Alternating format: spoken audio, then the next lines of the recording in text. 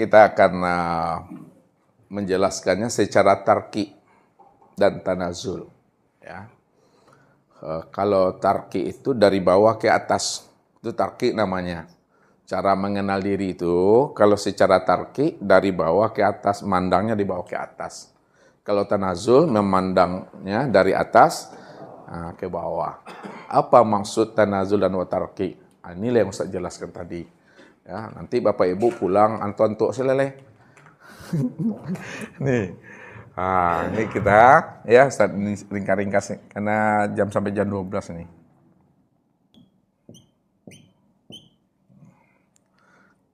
Jadi Bapak Ibu, nih Allah, Muhammad, Adam, dan insan.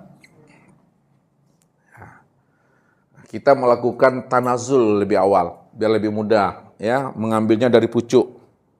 Dari pucuk langsung. Ya.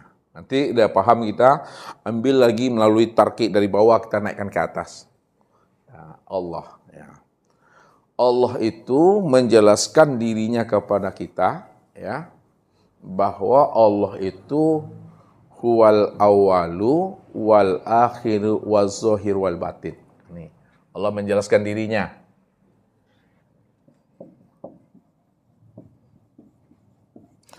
Wal awalu wal akhiru waz zahiru wal batinu.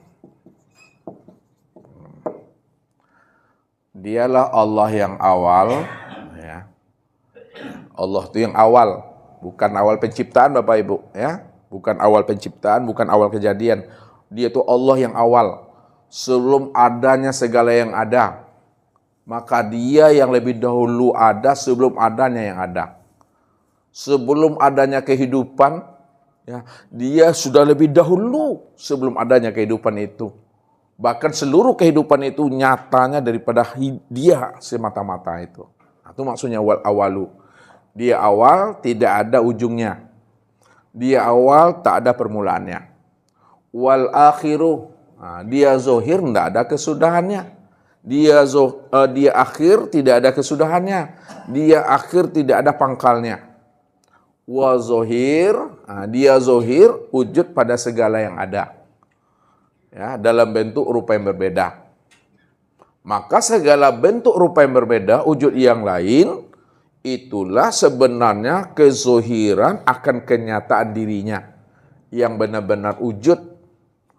Ya. Wal batinu, dia batin namun tiada tersembunyi. Kenapa dia batin tiada tersembunyi? Karena dia benar-benar nyata, dia benar-benar wujud pada segala yang ada. Jadi segala yang wujud, segala yang ada ini, itulah bentuk akan nyatanya dirinya yang sebenarnya. Ini Allah bercerita terhadap dirinya. Karena dia yang awal, akhir, zahir dan batin, disitulah Allah itu menjelaskan bahwa dirinya itu betul-betul ahad. Nih. Kul huwallahu ahad. Katakanlah bahwa dia Allah itu benar-benar ahad. Itu maksudnya tuh. Ahad itu tak ada diri yang lain. Tak ada duanya. Itu maksudnya tuh. Ya, kalau diterjemahkan ya Esa lah tuh. Ahad itu satu, tidak ada duanya. Tunggal, tidak berbilang dia. Bahasa yang mudah dipahami. Kalaulah Allah itu ahad, yaitu Esa, satu, tunggal, itu maknanya hanya dia satu-satunya. Itu bahasa yang mudah dipahami Bapak Ibu. Nah, ditulis, hanya dia satu-satunya. Hanya dia satu-satunya itu maknanya tidak ada diri yang lain selain daripada dirinya. Itu dia tuh. Tidak ada diri yang lain selain dirinya. Kalau tidak ada diri yang lain selain daripada dirinya, berarti dirinya itu betul-betul mutlak. Nah, mutlak wujudnya itu mutlak. Dia mutlak tuh. Mutlak itu hanya satu-satunya dia cuma. Ya. Tidak ada yang lain lagi, tidak ada sesuatu, tidak ada alam, tidak ada siapa-siapa, hanya dia cuma. Kalau hanya dia cuma yang ada, maka alam dan sesuatu itu, itulah tempat memandang wujudnya yang ahad secara mutlak itu. Maka kenalilah tahwilnya Allah itu. Ya, bahwa Allah itu bertajalli dalam segala bentuk dan rupa itu. Itu yang Allah. Disitulah letaknya bahwa Allah itu wahdatul wujud atau min nafsi wahidah. Ini bahasanya ya, bahasa Ustadz. Allah itu wahdatul wujud. Apa artinya wahdatul wujud tuh? Wujud yang satu. Hanya dia semata-mata yang wujud. Tunggal wujudnya tuh, mutlak wujudnya. Ya. Atau disebut juga dialah yang dikatakan min nafsi wahidah, diri yang satu itu dia tuh. Nih. Atau min nafsi wahidah, min nafsi wahidah. Nah, diri yang tunggal tuh itu dia tuh. Ya.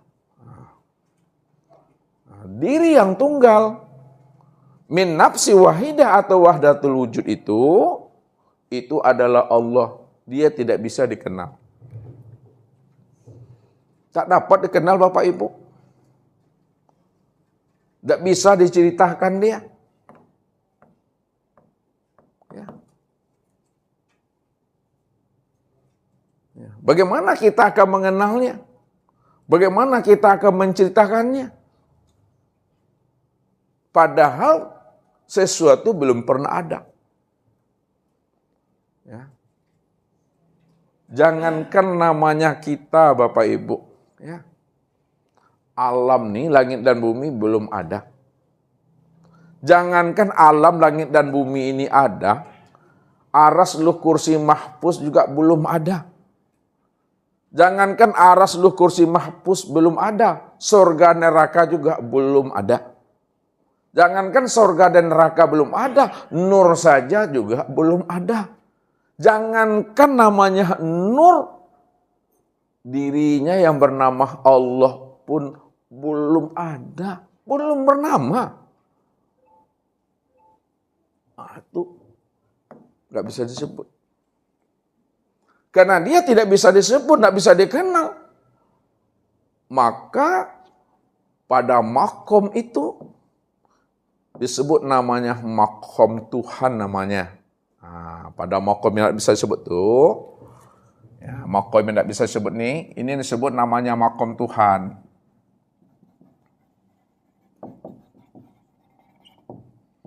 Nanti kalau Ustadz makom Tuhan nanti bertempat pula Tuhan nanti, jangan begitu memahaminya.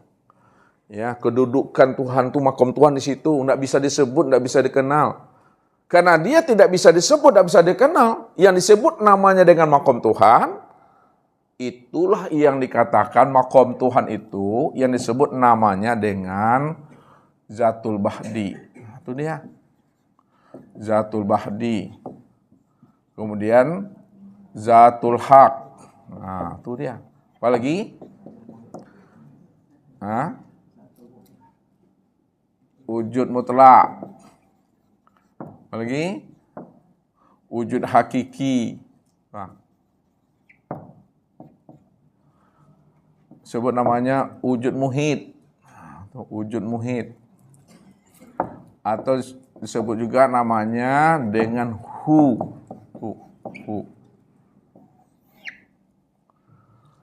Ya.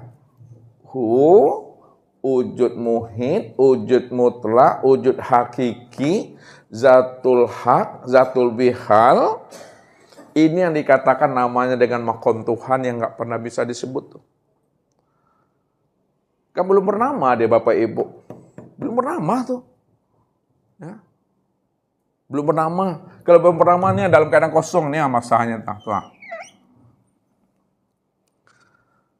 Dalam keadaan kosong tuh. Karena dia dalam keadaan kosong, tidak bisa disebut, tidak bisa diceritakan, membuat akal ini buntu, ya, membuat akal fikir ini paniang, lelet dibuatnya tuh, ya. yang membuat kita itu terheran-heran, tercengang-cengang, maka dikatakanlah Allah itu. Jadi Allah itu yang membuat akal ini benar-benar bingung, terheran-heran, tercengang-cengang, tidak bisa diceritakan, tidak bisa dijelaskan. Maka dinamailah dengan Allah. Dinamai dengan Allah tuh. Ini makna hakikat, ya. Jadi Allah yang Ustaz maksud itu bukan huruf Allah ini. Bukan kata-kata Allah itu yang Allah, bukan huruf Allah itu yang Allah, bukan lapas Allah itu yang Allah, bukan huruf alif lam lam ha itu Allah. Allah yang Ustaz maksudkan itu kepada Bapak Ibu yang tidak bisa disebut, tidak bisa diceritakan, tidak bisa dianalisa, yang membuat akal ini heran, tercengang-cengang, itu yang Allah tuh. Ini yang kosong tuh. Makanya Bapak Ibu jangan bertuhan dengan lapas Allah. Ya, jangan bertuhan dengan asma Allah. Siapa yang bertuhan dengan lapas Allah, nama Allah, huruf Allah, tulisan Allah, syiriklah di situ duduknya tuh. Ini Allah katakan, wa minan nasi may ya'budullaha ala harfin. Ada sebahagian daripada hambaku, dia mengaku dia telah menyembah aku, dia mengaku dia telah mengenal aku, dia mengaku telah mengingat aku. Padahal yang disembah dan diingatnya itu bukanlah aku. Yang disembah dan diingatnya itu adalah lafaz Allah, huruf Allah. Huruf Allah ini apa namanya dalam bahasa kaji? Lafaz Allah ini sebut apa namanya? Nama Allah ini apa sebutannya? Lafzul jalalah. Tuh dia.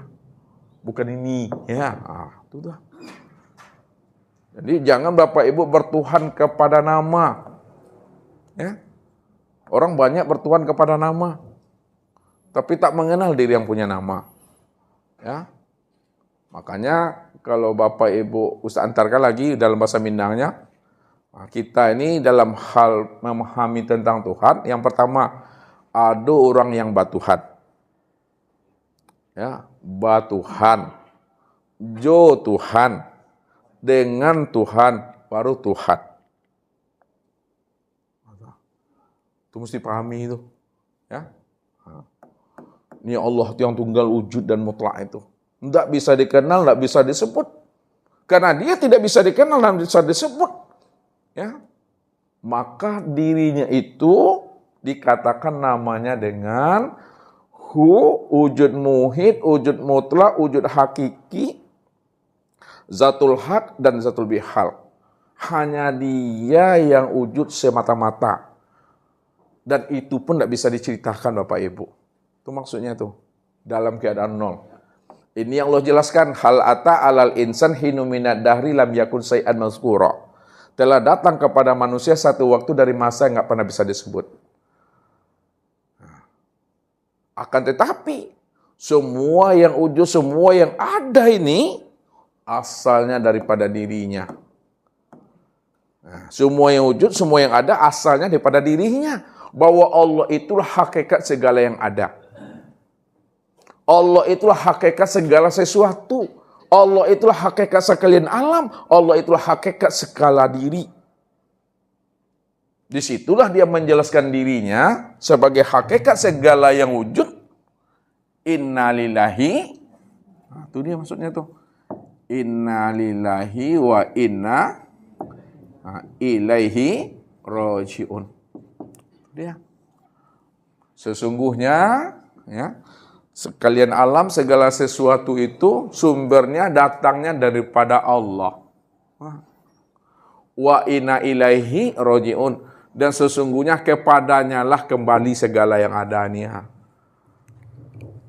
Itu yang Ustaz maksud tadi. Allah itu hakikat tiap-tiap segala sesuatu. Maka wajib kita mengenal akan hakikat sesuatu itu. Wajib kita mengenal akan hakikat alam. Wajib kita mengenal akan hakikat diri. Kalau sudah berjumpa kita dengan hakikat alam, Sudah berjumpa kita dengan hakikat sesuatu. Sudah berjumpa kita dengan hakikat diri. Maka terhentilah di situ lagi. Berhentilah di situ lagi.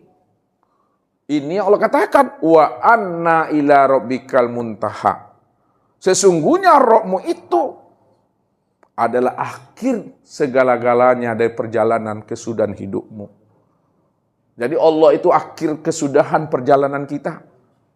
Kalau Allah itu ada akhir perjalanan kesudahan hidup kita, maka cari dan temui Allah. Kalau sudah bertemu kita, berhentilah di situ lagi. Karena itulah yang membuat hidup kita itu selamat.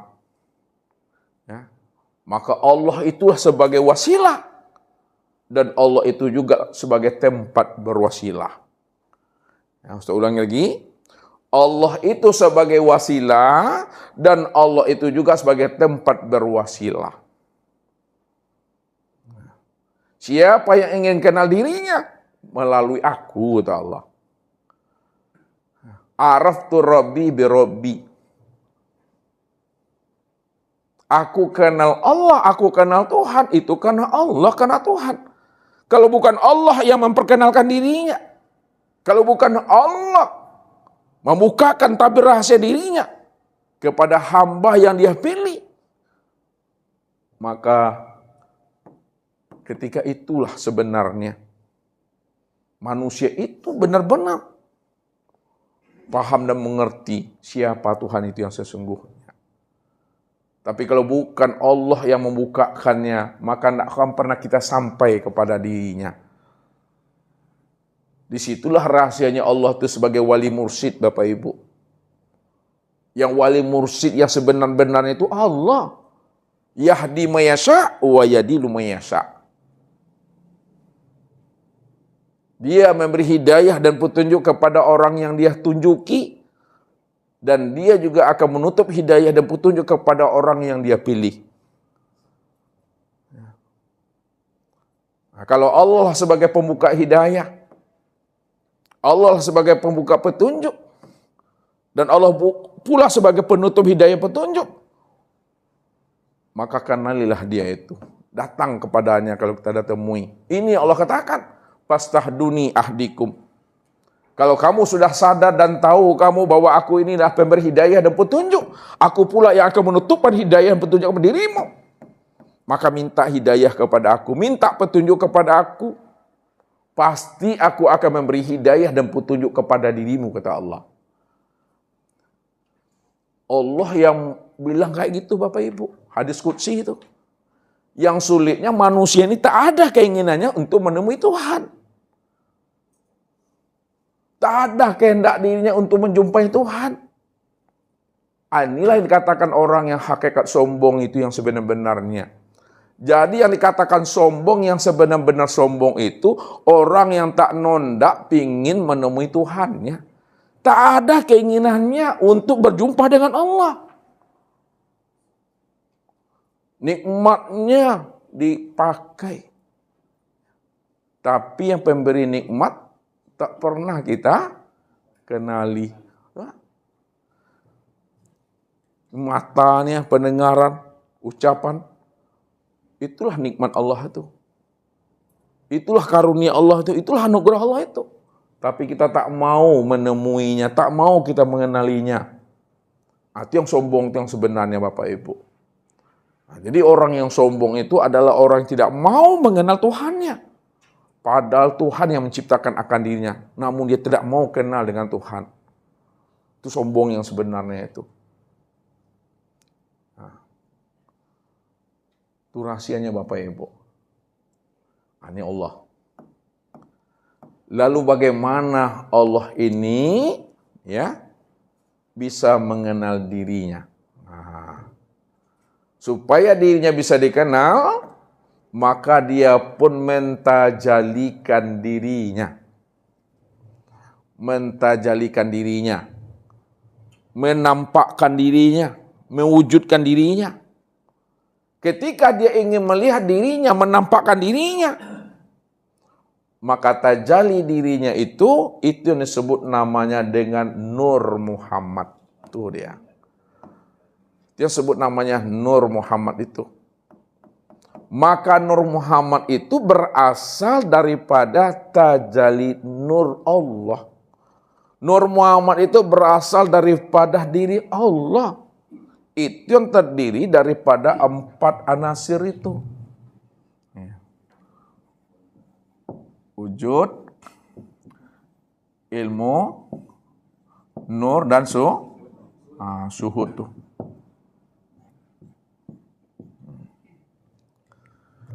Wujud, ilmu, nur, dan suhud. Itu maksudnya bahwa Nur Muhammad itu berasal daripada Nur Allah yang benar-benar ditajalikan daripada dirinya yang hak itu. Yang ditajalikan daripada zatul hak yang sebenar-benarnya. Itu yang Nur Muhammad. Nah. Disitulah Allah katakan, khalaqtuka li ajli. Nah nih. Khalaqtuka li ajli. Aku ciptakan dirimu untuk melihat diriku. Ya, aku ciptakan dirimu untuk menyatakan aku. Disitulah rahasianya. Ya. Nyatanya Allah itu karena Muhammad, zahirnya Muhammad itu karena Allah. Ya. Nyatanya Allah karena Muhammad, zahirnya Muhammad itu karena Allah. Rupanya untuk mengenal Allah, untuk memandang Allah, untuk menyaksikan Allah, pandang dan lihatlah kepada Muhammad. Muhammad itulah tempat memandang wujud nyatanya kezahiran diri Allah itu. Disitulah rahasianya bahwa Nur Muhammad itu berasal daripada dirinya Allah ya, yang ditajalikannya. Itu yang disebut namanya wujud, ilmu, nur, dan suhud. Wujud itulah yang dimaksud namanya dengan zat. Ilmu itu yang disebut namanya sifat. Nur itu asma. Dan suhud itu yang disebut namanya af'al. Itu dia. Apa makna hakikatnya itu? Bahwa Nur Muhammad itu tempat memandang zatnya Allah, sifatnya Allah, asmanya Allah, dan af'alnya Allah. Disitulah dikatakan khalaqtuka li ajli, aku jadikan dirimu untuk melihat, untuk menyaksikan, untuk menyatakan akan zat, sifat, asma, dan af'al aku itu. Maka Nur Muhammad inilah yang disebut namanya awal kejadian. Nah, itu. Jadi Nur Muhammad disebut namanya awal kejadian. Atau mula-mula penciptaan. Itu yang Nur Muhammad itu. Ya. Yang mula-mula penciptaan itu Nur Muhammad.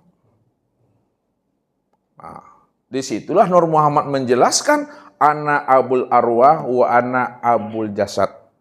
Akulah bapak sekalian ruh dan aku pula bapak sekalian tubuh itu. Ya, akulah bapak sekalian ruhnya alam semesta. Itu maksudnya. Aku pula lah bapaknya tubuhnya alam semesta.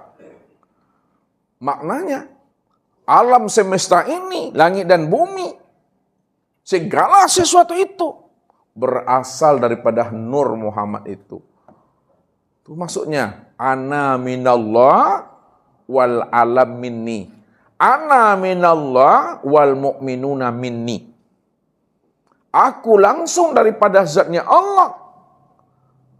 Sedangkan alam dan dirimu berasal daripada aku. Jadi kalau ingin sempurna,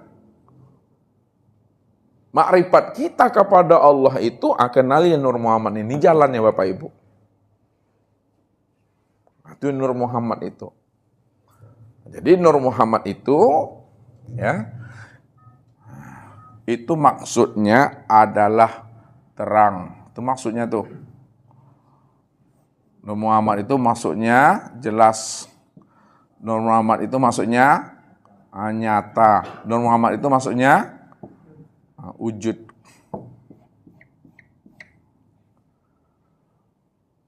Apa artinya tuh? bahwa segala yang wujud, segala yang nyata, segala yang jelas, segala yang terang, ya, pada sekalian alam ini, dalam bentuk rupa yang berbeda, itu tiada lain adalah Nur Muhammad itu Bapak Ibu. Saya ulang lagi, ya. Segala yang wujud, segala yang nyata, segala yang jelas, segala yang terang, pada sekalian alam, pada langit dan bumi, pada segala sesuatu dalam bentuk rupa yang berbeda, itulah yang sebut namanya Nur Muhammad. Makanya Bapak Ibu tak perlu payah-payah mencari Nur Muhammad. Tuh. Kenapa tak payah lagi mencari Nur Muhammad, Mbak Wu? Hah?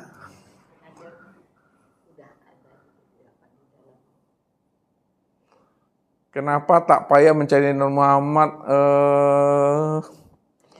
Siapa namanya nih? Anis. Halo Anis. Kenapa tak payah mencari Nur Muhammad lagi? Kenapa tak payah mencari Nur Muhammad? Siapa namanya nih? Sapni. Hah? Sabti. Ngapa tak payah? Iya, kenapa tak payah mencari Nur Muhammad Bapak Ibu? Karena Nur Muhammad itu sudah menjadi alam semesta. Yang payah tuh Pak mencari Nur Laili yang payah. Bukan mencari Nur Muhammad, mencari Nur Laili payah tuh. Temui ayahnya lu, temui ibunya. Baru dia menjadi Nur Hayati dia. Kalau Nur Muhammad tuh mudah mencari itu. Ya. Segala yang wujud itu Nur Muhammad tuh. Apapun lah wujudnya. Segala yang nyata itu Nur Muhammad tuh bagaimanapun nyatanya. Segala yang jelas bagaimanapun jelasnya. Itu Nur Muhammad tuh. Segala yang terang itu Nur Muhammad itu. Karena Nur Muhammad itu diciptakan Allah, dijadikan Allah untuk memandang dan melihat akan rupa dirinya. Maka siapa yang ingin kenal aku, kata Allah, kenalilah Nur Muhammad itu. Karena Nur Muhammad itulah tempat memandang akan wujud nyatanya kezuhiran diriku. Kenapa? Karena aku cuma yang ada, itu Tuhan. Segala yang awal aku, tuh segala yang akhir itu aku, tuh segala yang zahir dan yang batin itu aku. Kan aku yang ahad, aku itu yang dikatakan min nafsi wahidah. Aku itulah diri yang tunggal. Aku ini yang dikatakan wahdatul wujud. Wujud yang satu. Aku ini yang dikatakan namanya Hu. Wah. Zatul haq, zatul bihal, wujud muhid, wujud mutlak. Aku itu Tuhan. Ini kan bahasa kias nih.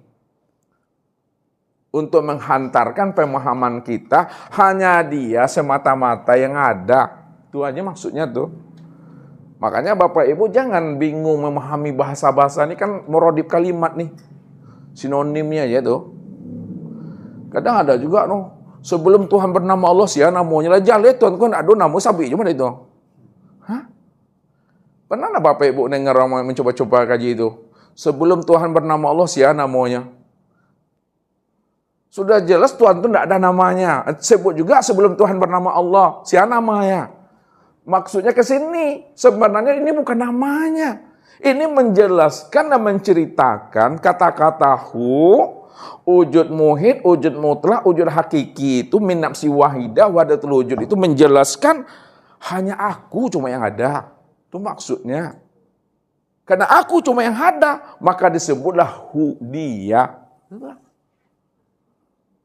Dia itu kan masih jauh tuh Bapak Ibu. Makanya dalam Al-Quran disebut gini. Nah nih. Lihat-lihat, la ilaha illallah. La ilaha illah anta. La ilaha illah ana. Bagaimana memahaminya Bapak Ibu? Kan dia cuma yang ahad tuh. Yang esa tunggal. Dia yang katakan min nafsi wahidah.